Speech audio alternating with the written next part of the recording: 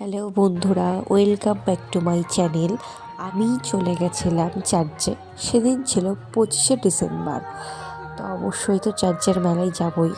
সেই দিনটাই তো একমাত্র এই দিনটার জন্য স্পেশাল এখানে যাওয়ার।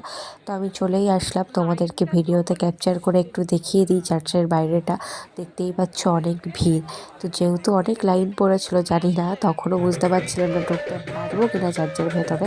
তবুও অবশেষে যখন এত দূর গেছি, তো অবশ্যই তো যীশুখ্রিস্টকে মানে ভগবানের দর্শন না করে তার বাড়ি ফিরবো না না। তো সত্যিই ওনার কথা ভাবলে গায়ে কাঁটা লাগে। উনি অনেক কিছুই করে গেছেন আমাদের জন্য।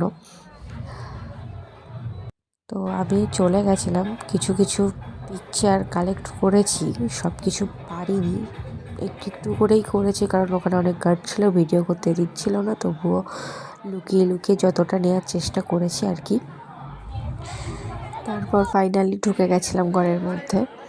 তো চার্চের এই ভেতরের ঘরটা এত সুন্দরভাবে সাজিয়েছিল কি বলবো, কিন্তু বেশিক্ষণ টাইমে ভিডিও করতে পারিনি, তার জন্য সরি।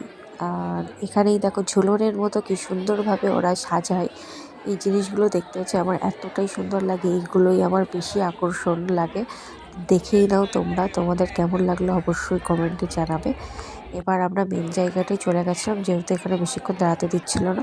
তো আজকের ভিডিওটা এই পর্যন্তই। টাটা বাই বাই, পাশে থাকবেন সবাই।